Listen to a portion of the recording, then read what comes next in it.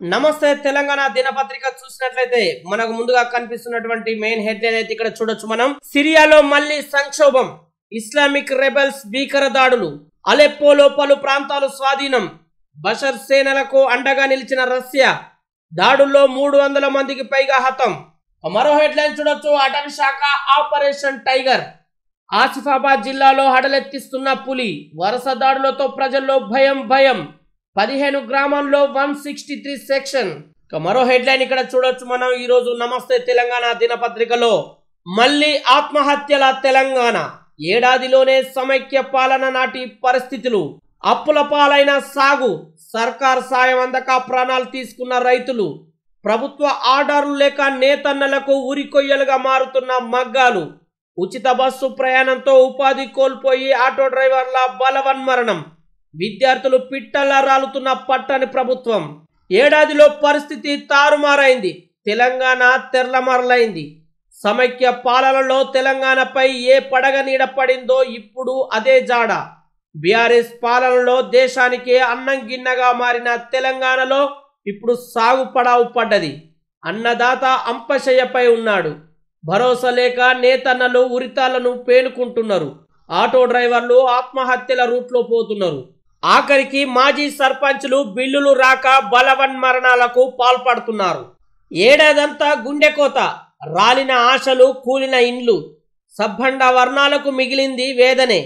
నిరుద్యోగుల నుంచి గురుకుల విద్యార్థుల వరకు, హైడ్రా బాధితుల నుంచి ఆటో డ్రైవర్ల వరకు.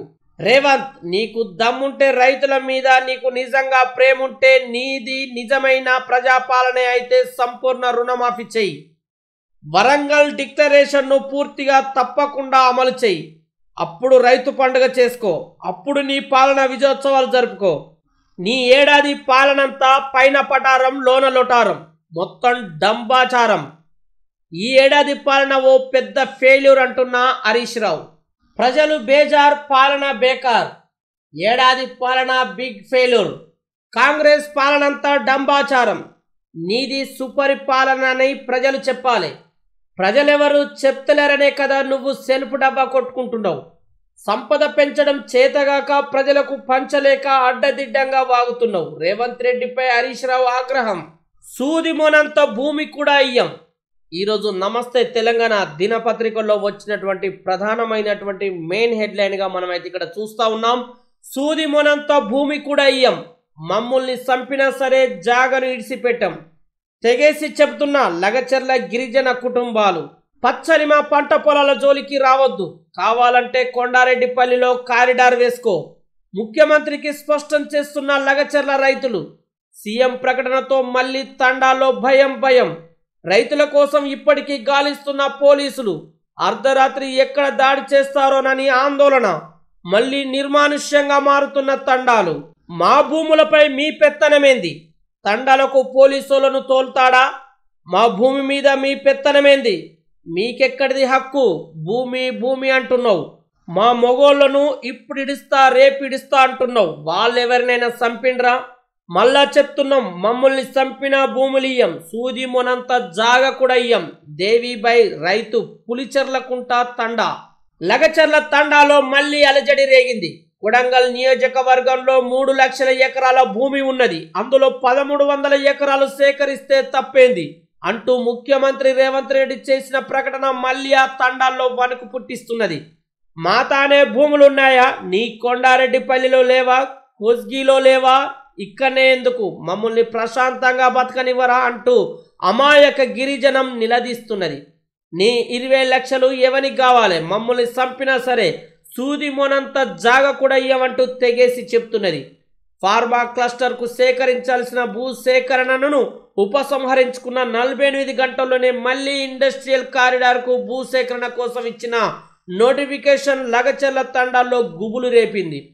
ఇప్పటికే భయంతో చాలా మంది పారిపోగా లగచర్ల, రోటిబండ తండా, పులిచెర్ల తండాలో కేవలం మహిళలు, ముసలోళ్ళు, చిన్నపిల్లలే బిక్కుమంటూ బతుకుతున్నారు. లగచర్ల ఘటన జరిగి 22 రోజులు గడుస్తున్న తమ వాళ్ళ ఆచూకీ తెలియక విలవిలలాడుతున్నారు. మరో 497 ఎకరాల భూ సేకరణ. 2 రోజుల్లో సర్కార్ రెండో నోటిఫికేషన్. లగచర్లలో మొత్తం 607 ఎకరాల సేకరణ. రేవంత్ జాగీరా? 20 లక్షలు నేను ఇస్తానడం ఏమిటి? తమ ప్రభుత్వం ఇస్తుందని చెప్పాలి. ఎకరాకు 10,000 రైతు బంధు ఇవ్వలేని ప్రభుత్వం 35,000 కోట్ల బోనస్ ఇస్తుందా? మాజీ మంత్రి నిరంజన్ రెడ్డి నిలదీత. బీఆర్ఎస్ చేపట్టిన గురుకుల బాట కొనసాగుతున్నది. ఆదివారం రంగారెడ్డి జిల్లా హయత్ నగర్, ఇబ్రహీంపట్నం మండలాల్లోని రెసిడెన్షియల్ వసతి గృహాలను సందర్శించి విద్యార్థుల సమస్యలను అడిగి తెలుసుకుంటున్న ఆర్ఎస్ ప్రవీణ్ నేతృత్వంలోని బీఆర్ఎస్ బృందం ఇక్కడ చిత్రంలో కనిపిస్తా ఉంది.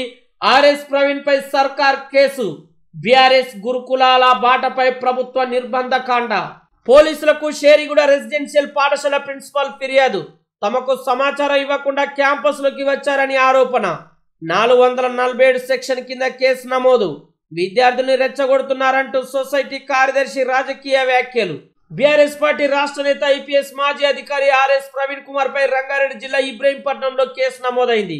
బీఆర్ఎస్ గురుకులాల బాట కార్యక్రమంలో ఆయన షేరిగూడ గురుకుల పాఠశాలలోకి అనుమతి లేకుండా వెళ్లారంటూ ఆ స్కూల్ ప్రిన్సిపాల్ పోలీసులకు ఫిర్యాదు చేశారు. మాఫీ కథ ముగిసింది. 2 లక్షలపై రుణమాఫీక లేనట్టే. చివరి విడత పూర్తి చేసినట్టు సీఎం ప్రకటన. చేయాల్సిన రుణమాఫీ 31,000 కోట్లు, మాఫీ చేసింది 20,000 కోట్లు మాత్రమే. రుణమాఫీ ఇంతేనని తేల్చేసిన రేవంత్ రెడ్డి. బ్యాంకర్ల తప్పిదాలతోనే మాఫీ అంచనా 11,000 కోట్లు పెరిగిందని చెప్పుకొచ్చిన సీఎం. బడ్జెట్ కేటాయింపుల్లోనూ 5,000 కోట్లు మిగులు. రైతు రుణమాఫీ కథ ముగిసింది. అంచనాలు తగ్గించి బ్యాంకులపై నెట్టిన ప్రభుత్వం లక్షలాది రైతుల బాకీని అలాగే ఉంచింది. తొలుత 31,000 కోట్లు మాఫీ చేస్తామని చెప్పిన ప్రభుత్వం చివరికి 20,000 కోట్లతోనే సరిపెట్టింది. చివరి విడత రుణమాఫీ పూర్తి చేసినట్టు ఆదివారం నిర్వహించిన మీడియా సమావేశంలో ముఖ్యమంత్రి రేవంత్ రెడ్డి ప్రకటించడంతో 2 లక్షలకు పైగా రుణం కలిగిన రైతుల పరిస్థితి ఏమిటనే చర్చ జరుగుతున్నది. అన్నదాతల చెలో ఢిల్లీ. ఈ నెల 6న ఢిల్లీకి పాదయాత్ర. తక్కిన రాష్ట్రాల్లో అసెంబ్లీకి మార్చ్. రైతు సంఘాల నేతల ప్రకటన. అన్నదాతల డిమాండ్లను కేంద్రం పట్టించుకోకపోవడంపై ఆగ్రహం.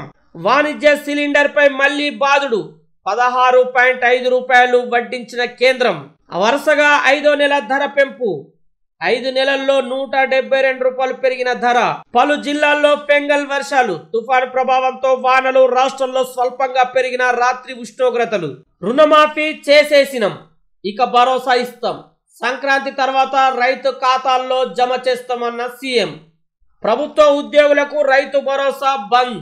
మరో హెడ్లైన్ చూడొచ్చు. మాలల సింహగర్జన. ఆదివారం సికింద్రాబాద్ లోని పరేడ్ గ్రౌండ్ లో నిర్వహించిన సింహగర్జన సభకు రాష్ట్ర నలుమూలల నుంచి మాలలు పెద్ద ఎత్తున తరలివచ్చారు. పార్టీలకు అతీతంగా నాయకులు, ఎమ్మెల్యేలు, ఎంపీలు హాజరయ్యారు. కుల వివక్షపై సుప్రీంకోర్టు ఇచ్చిన తీర్పు ఎస్సీలను విభజించేలా ఉన్నదని పేర్కొన్నారు. ఆ తీర్పుతో రిజర్వేషన్లు రద్దయ్యే ప్రమాదం ఉందని వారు ఆందోళన వ్యక్తం చేశారు. తమ పోరాటాన్ని ఢిల్లీ వరకు తీసుకెళ్తామని ప్రకటించారు. కృష్ణా బోర్డు చోద్యం. రాష్ట్ర సర్కార్ మౌనం. శ్రీశైలం ఖాళీ. నెలలోనే 93 టీఎంసీల నీటి మళ్లింపు.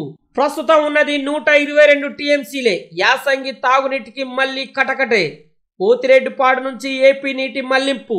ఈ ఏడాది 190 టీఎంసీలకు పైగా తరలింపు. సాగర్ కుడి కాలువతో రోజు 9,000 క్యూసెక్కులు. లేఖలతో చేతులు దులుపుకున్న కృష్ణా బోర్డు. రేవంత్ సర్కార్ తీరుపై రైతుల మండిపాటు. ప్రాజెక్టులు అలాగే ఉన్న చాప కింద నీరులా నీళ్లు తరలిపోతున్నాయి. గుట్టు చప్పుడు కాకుండా పొరుగు రాష్ట్రం నీటిని మళ్లించుకుపోతున్న రాష్ట్ర ప్రభుత్వం నిద్ర వీడడం లేదు. గత వేసవిలో ఎదురైన నీటి కష్టాల నుంచి రేవంత్ సర్కార్ పాఠాలు నేర్వడం లేదు. ఫలితంగా నెల రోజుల్లోనే శ్రీశైలం నుంచి 93 టీఎంసీలు తరలిపోయాయి. మళ్ళీ మనకు తాగు నీటి కటకట తప్పకపోవచ్చు. గత ఎండాకాలం అనుభవాల నుంచి రాష్ట్ర ప్రభుత్వం పాఠాలు నేర్చుకోకపోవడంతో అప్పుడే శ్రీశైలం రిజర్వాయర్ ఖాళీ అయింది. నెల రోజుల్లోనే దాదాపు 93 టీఎంసీలు తరిగిపోయాయి. ఆంధ్రప్రదేశ్ ప్రభుత్వం పోతిరెడ్డిపాడు హెడ్ రెగ్యులేటరీ ద్వారా బేసిన్ అవతలి ప్రాంతాలకు నిరంతరాయంగా నీటిని తరలిస్తుండడమే ఇందుకు కారణం. 7 నక్సల్స్ ఎన్కౌంటర్. ములుగు జిల్లా చెల్వాక అడవుల్లో కాల్పుల మోత. మృతుల్లో మావోయిస్టు కీలక నేత సహా 7. PLGA వారోత్సవాలకు ఒక్కరోజు ముందు కాల్పులు. 4 మృతుల గుర్తింపు. ములుగు ఎస్పీ శబరీష్. విష ప్రయోగంతో మట్టు పెట్టారని పౌర హక్కుల నేతలు. ప్రజాపాలన అంటూ 16 మందిని పొట్టన పెట్టుకున్నారు. కాంగ్రెస్ వి అన్ని బీజేపీ విధానాలన్న మావోయిస్టు పార్టీ. ఏడాది విజయోత్సవాల్లో ఎన్కౌంటరా? కాంగ్రెస్ పాలనలో రాష్ట్రంలో అశాంతి అంటున్న హరీష్ రావు.